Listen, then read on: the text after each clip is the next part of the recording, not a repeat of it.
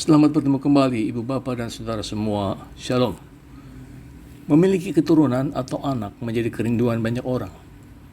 Walaupun sekarang ini sesuai dengan perubahan zaman, ada sebagian orang yang tidak ingin punya anak. Anak menjadi tumpuan harapan ketika orang tua sudah menjadi semakin tua nanti. Anak diharapkan menjadi penolong dikala orang tua sudah tidak berdaya dan lemah. Pada kesempatan ini kita mau membahas nyanyian pujian Zakaria sesudah dia menerima kabar baik dari malaikat Gabriel bahwa Elizabeth istrinya akan segera hamil dan melahirkan seorang anak. Saudara, inilah nyanyian kedua yang mau kita bahas. Tema renungan ini ialah nyanyian pujian Zakaria berdasarkan Injil Lukas pasal 1, 68 hingga 79. Saya Pendeta Ferdi dari GKI. Seperti saya katakan pekan yang lalu, bagi umat Kristiani yang terpenting dari sebuah nyanyian ialah isi syairnya ketimbang musiknya. Mengapa begitu? Sebab syair sebuah nyanyian mengungkapkan isi hati si pengarang dan si penyanyi. Nyanyian ini dikenal dengan nama Benedictus, artinya yang diberkati atau yang terpuji. Kalimat di dalam Vulgata, yaitu Alkitab di dalam bahasa Latin berbunyi begini: Benedictus Deus Israel, quia visitat fit et facit redemptionem plebis suae. Artinya, terpujilah Allah Israel yang mengunjungi umatnya dan membuat kelepasan baginya. Nah, di dalam nyanyian ini, Zakaria bernubuat untuk anaknya yang akan lahir. Pada ayat 76, kita mendengar nubuat yang sangat jelas itu, kata Zakaria, "Dan engkau, hai anakku, akan disebut Nabi Allah yang Maha Tinggi, karena engkau akan berjalan mendahului Tuhan untuk mempersiapkan jalan baginya, untuk memberikan kepada umatnya pengertian akan keselamatan yang berdasarkan pengampunan dosa-dosa mereka." Umat Israel yang saleh mengharapkan dan merindukan hari kedatangan Mesias, Raja yang diurapi Allah. Banyak orang Yahudi percaya bahwa sebelum ia datang, seorang pendahulu akan datang untuk mewartakan kedatangan Sang Mesias dan membuka jalan baginya. Kepercayaan yang umum adalah Nabi Elia yang akan datang itu untuk keperluan kedatangan Yesus. Bandingkan Maliakhi pasal 4 ayat 5. Zakaria melihat di dalam diri anaknya orang yang akan menyiapkan jalan bagi kedatangan Sang Raja itu. Ayat 75 hingga 77 memberi gambaran besar tentang langkah-langkah kedatangan Mesias. Yang pertama, ada suatu persiapan tentunya. Seluruh hidup ini adalah persiapan untuk menghantarkan kita kepada Kristus. Untuk segala sesuatu di dalam hidup ini perlu persiapan. Misalnya, untuk menghadapi ujian, semua murid harus belajar dan menyiapkan diri.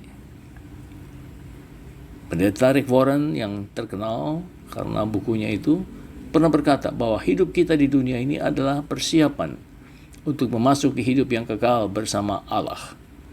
Kedatangan Yesus Sang Mesias juga harus dipersiapkan dengan sebaik-baiknya. Apakah Anda sudah bersiap untuk menyambut kedatangannya kembali? Bagaimana kita harus bersiap? Kita harus selalu hidup kudus, mendekatkan diri kepada Allah.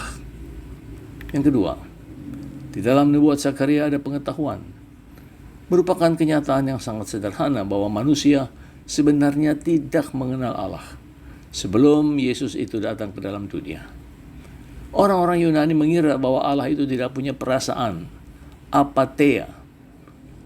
Orang Yahudi mengira bahwa Allah itu penuntut dan yang namanya adalah hukum, dan perannya adalah sebagai hakim.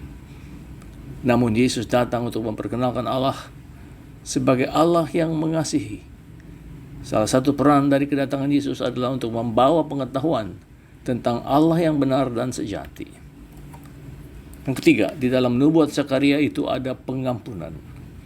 Allah yang diperkenalkan oleh Yesus adalah Allah yang Maha Pengampun. Jarak yang dahulu sangat jauh memisahkan antara manusia dari Allah telah didekatkan kembali oleh Yesus. Sehingga Allah yang kita kenal sekarang adalah Allah yang sangat mengasihi manusia.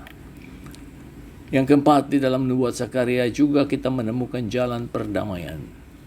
Damai di dalam bahasa Ibrani itu adalah shalom.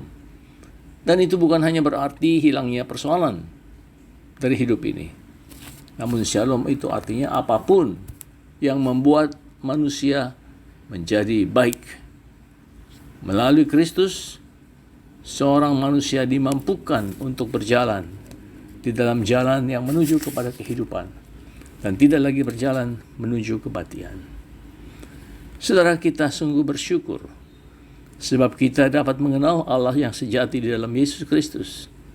Tidak ada satupun agama yang mengenal Allah sedemikian dekatnya seperti di dalam iman Kristiani.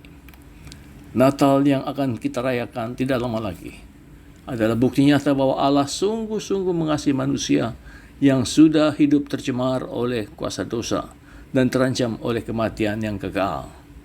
Firman Tuhan melalui Rasul Yohanes di dalam Injilnya pasal 3 ayat 16 berkata, "Karena begitu besar kasih Allah akan dunia ini, sehingga diberikannya anaknya yang tunggal, supaya setiap orang yang percaya kepadanya tidak binasa, melainkan beroleh hidup yang kekal."